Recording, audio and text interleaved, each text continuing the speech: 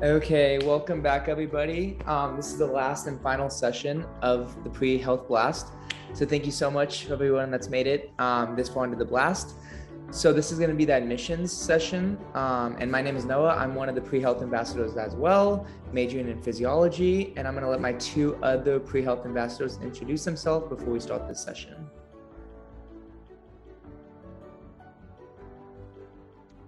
Hello, everyone. My name is Matthew Evangelista, and I am one of the other pre-health ambassadors that are moderating this panel today, and I'm going to pass it off to Lauren.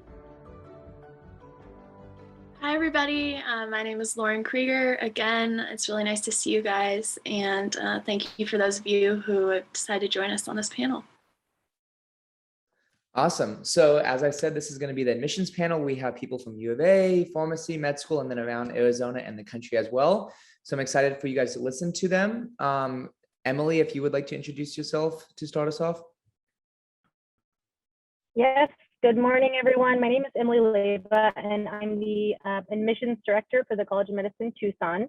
I do want to give a full disclosure. Both of my sons have baseball games today, so I am testing my hotspot and taking this in the car. But I didn't want to miss it and wanted to make sure that could be here to answer questions and connect with all of you today. But I'll probably leave my camera off because I think that works better for my internet connection. But I am here and listening and ready to answer questions. Thanks for having us. Next, we have Mark Priolo from the University of Arizona College of Medicine in Phoenix. Mark, would you like to introduce yourself? Yeah, good morning, everybody. As she said, my name is Mark Priolo. I'm the Director of Admission for the University of Arizona's College of Medicine in Phoenix. And most of you probably know, but we are a separately accredited medical school. So while a lot of Emily and I's answers are going to be fairly similar, there are differences between our admissions processes. So if you have specific questions about either one, we're happy to help. And thanks for having me today. Thank you, Mark. And next up, we have Betty Copeland from Northern Arizona University. If you'd like to share a brief introduction about yourself. Sure. So I'm Betty Copeland. I'm a PA and faculty for the Physician Assistant Program for Northern Arizona University. We are actually housed in Phoenix, in the same building as the College of Medicine Phoenix.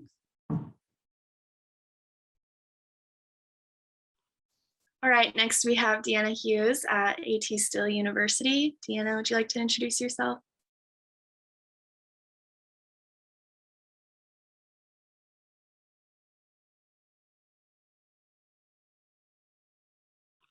I just saw her on here. She might have just got booted off, but we can go to the next person too. Yeah, Rebecca Fields is from the UA College of Pharmacy. Would you like to introduce yourself quick? Sure. Thanks for having me. Rebecca Field, representing College of Pharmacy at the University of Arizona. I coordinate pre-pharmacy advising for the college, and I also sit on the PharmD admissions committee. The U of A College of Pharmacy does offer the PharmD program both on the Tucson and downtown Phoenix campus. And unlike College of Medicine, we are a single program with one admission process. Thank you. Awesome. Thank you so much. So we just have some questions that you guys can just answer. You can popcorn it however you guys want to do it. But the first question I have is obviously, like, when you look at an applicant, GPA and MCAT or pharmacy test is important, but what other things do you look at that makes one applicant stand out from another?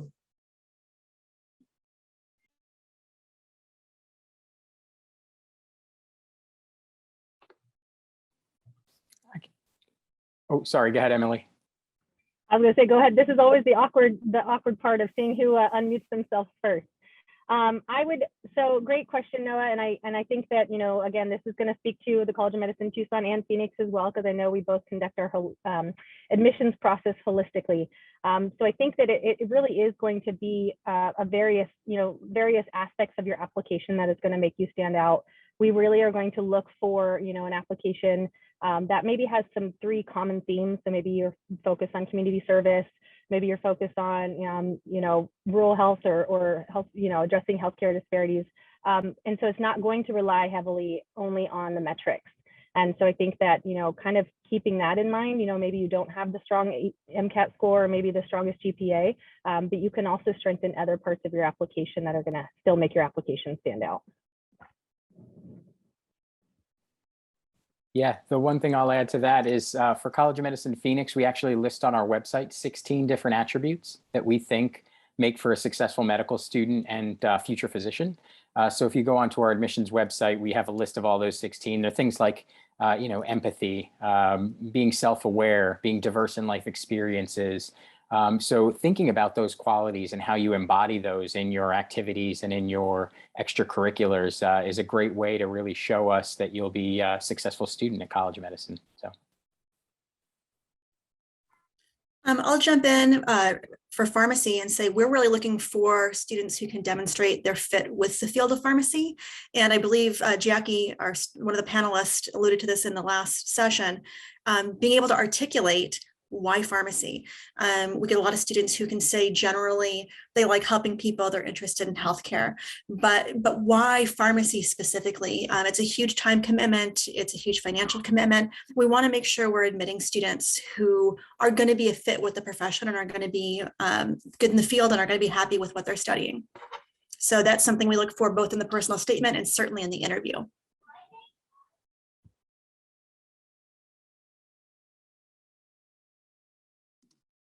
I'll chime in. Betty Copeland again with the physician assistant program at NAU. So we actually do not require a standardized exam for admission. We dropped that a couple of years ago. You could certainly submit it if you have a good score. It would be the GRE. We also have a holistic admissions process. And if you look at NAU's, the PA program, if you look at our website, talks about the qualities that we're looking for. We're also looking for good fit. So why PA versus pharmacy or medical school. And then we are a mission-based program, meaning we really are focused on people who want to stay in Arizona, and particularly people who may be interested in rural medicine or primary care, although we certainly have lots of students who go on to work in other areas.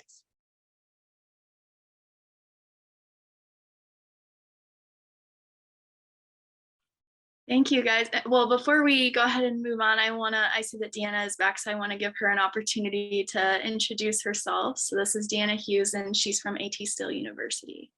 Thank you. I apologize for that. I think I had an internet outage at the best time. So my name is Deanna Hughes, and I'm the Director of Admissions for AT Still University. And we have the DO program, the med school, which is called School of Osteopathic Medicine in Arizona. We have the dental school, which is called Arizona School of Dentistry and Oral Health. And we have the Arizona School of Health Sciences, which houses our physician assistants program, our occupational therapy program, physical therapy program, and audiology, and upcoming a speech language pathology program that is set to start next year. So we have all of those programs at our Mesa, Arizona campus. And I missed the question, so I apologize I didn't jump in, but those are our programs for AT Still. Thank you. Thank you. Noah, do you want to see if she wants to answer the first question? Yeah, definitely. It was just kind of asking like what you guys look for in an applicant besides just MCAT and GPA and stuff like that. Sure. And if we're looking at the DO school specifically, the MCAT really is just, it's not a huge part of your application. And honestly, we're a clinician focused school too. So we're not really heavily research based either. So it doesn't require students to have a lot of research to come in for our DO school.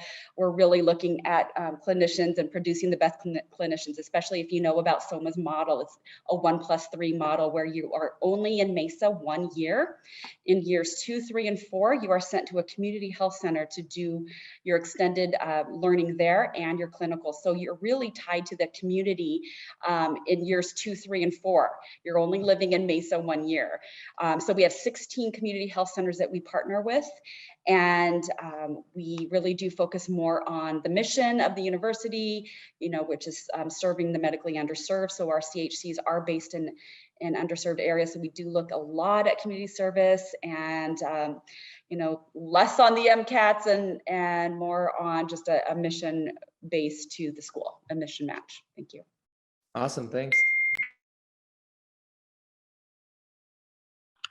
Okay, and then our second question for the panel is, what are some common myths that you hear regarding the admissions process or things that you look for?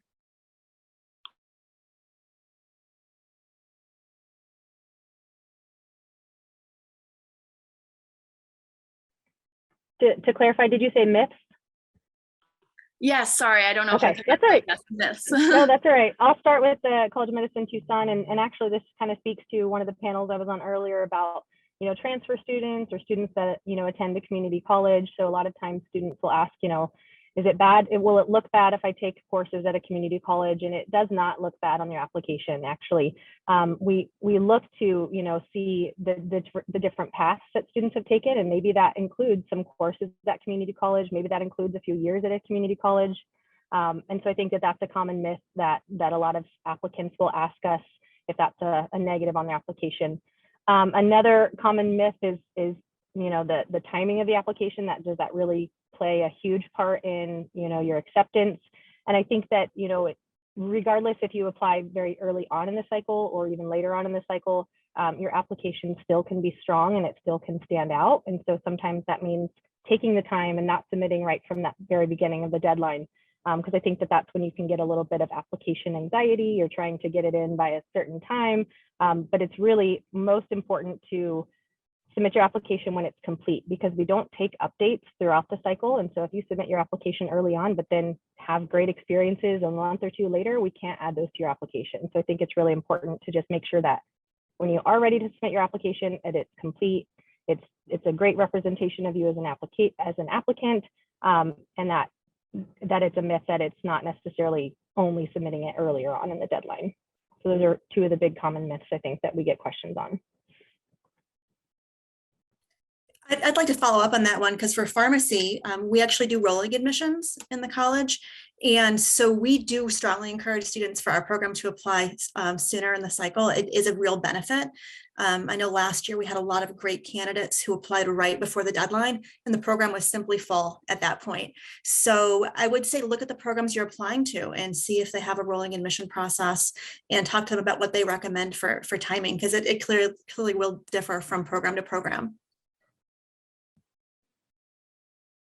For College of Medicine Phoenix, one of the myths for our particular process is that students think that non-traditional students are at a disadvantage. And we really kind of embrace students from all backgrounds. And there's, you know, various journeys that people take to medicine. And so non-traditional applicants can be just as competitive as students coming right out of a pre-med program, as long as they've taken the proper prerequisites and have the, you know, coursework or you know, proper academic background we're looking for. They bring a variety of experience and kind of maturity to the process. And so that can certainly work towards their advantage for us. I would say another common myth is that students think they have to have a science major or a science background, and they do not. They can major in whatever they want to major in, as long as they follow the prerequisites. And you know, we definitely look at upper division sciences, so of course go above and beyond the prerequisites to the program, but you do not have to have a science major to be a credible applicant for med school.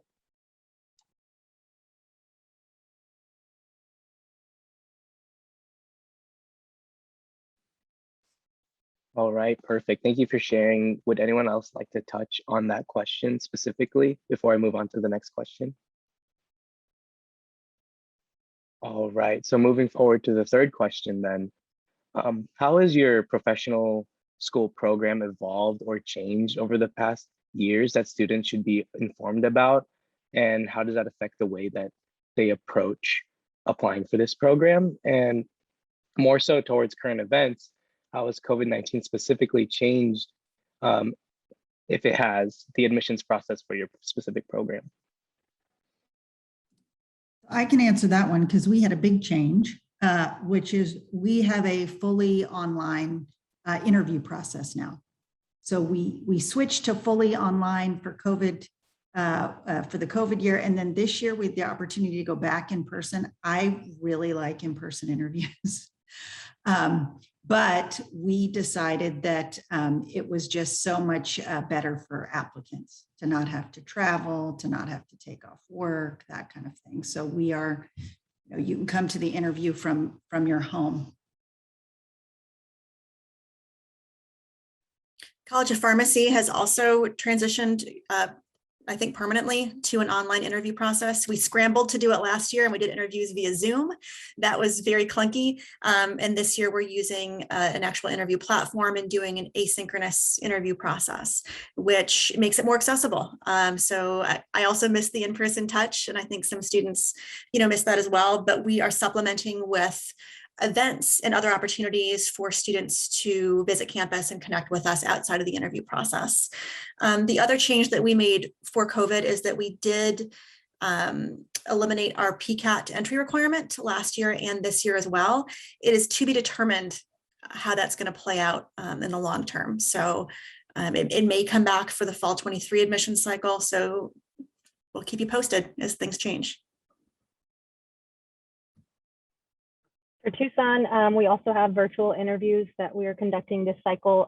We're still also determining if we're going to go back to in-person next cycle or not. I think it's just going to all kind of depend on the status of everything. It is a little bit more convenient for applicants, of course. So, but because of the virtual format, we have also supplemented with some in-person visits that we're going to be offering, some tours that have been offering here and there for interested applicants, and then revisit days for accepted applicants.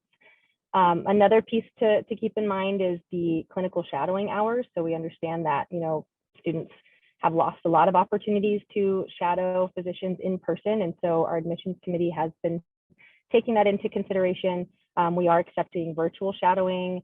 We are accepting different types of we'll see a myriad of examples that students have been able to secure some experiences that they've been able to secure. And so we are keeping that in mind because of COVID and the limited availability of that. At College of Medicine Phoenix, we actually returned to in-person interviews this year.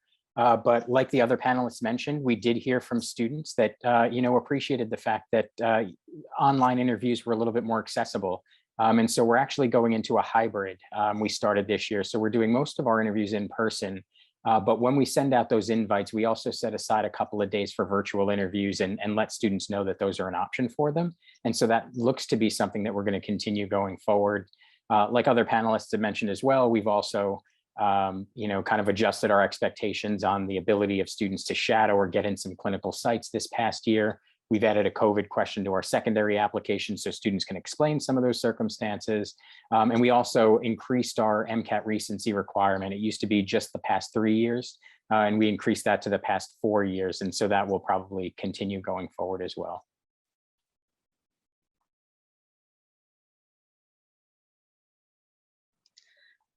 For SOMA, we are implementing a change in the curriculum to more of a problem-based learning next year. They're looking at that a little bit more facilitated and guided rather than full-on lecture. So they're doing more small groups. But before COVID, we were really heavy on small group learning and the clinical presentation model as it used to be. So we're kind of going back to the roots of where SOMA started with their clinical presentation model. And they, of course, will carry this into their CHC, directed by the Regional Director of Medical Education at the CHC. We were an MCAT optional school last cycle for the 2020-2021 cycle. This year it is no longer MCAT optional, it is MCAT required. But we are still doing virtual interviews this entire cycle all the way through April. Awesome. Thank you so much, guys. And then the next question I had was kind of if you guys could each just go through and kind of give an overview of what the admissions process looks like and what kids can do during undergrad to make that process a little bit less stressful when they get to it.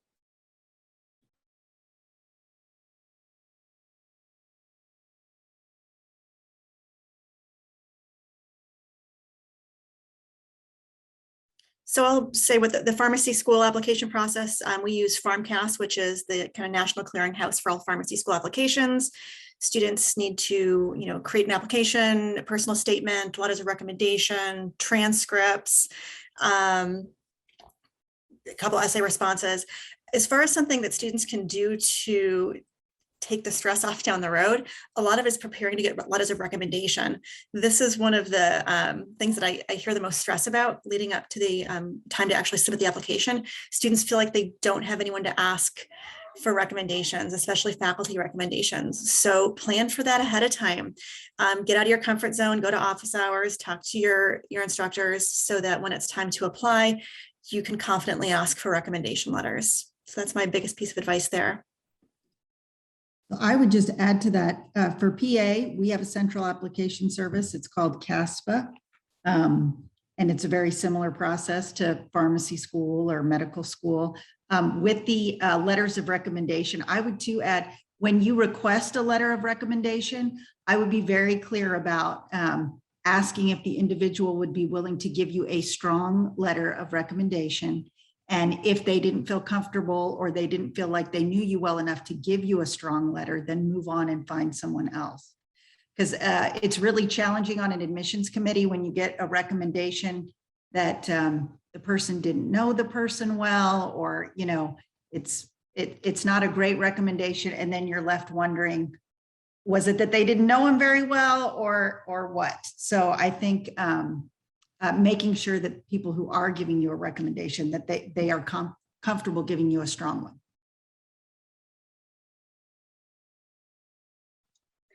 For ATSU SOMA, since we are a DO medical school, we use ACOMAS as our central application service. That is the same as you would AMCAS for MD schools. It is for all the DO schools. And similarly, I would add that to be highly competitive, I would highly encourage you to try to shadow a DO, although it's not a hard and fast rule that you have to shadow a DO or get a letter of recommendation from a DO. It's highly encouraged. So if you could do anything in the interim to make yourself more competitive, I would say try to shadow a DO and get a letter of recommendation from a DO and an MD. That way you can say you have exposure to both MD and DO, and you know the difference, you can see the difference. So the admissions processes for Tucson and Phoenix are pretty much exactly the same. So you complete your application through AMCAS. As long as you meet the minimum requirements, you receive a secondary application. And that's really the time for you to, you know, connect yourself with the school that you're applying. So I always say, you know, the secondary application should not be copied and pasted for each school that you're applying for. It really needs to be specific to the school that you're applying for. And then after the secondary, we do our interview process, and then it goes on to our admissions committee. So again, I'm pretty sure they're exactly the same for Phoenix.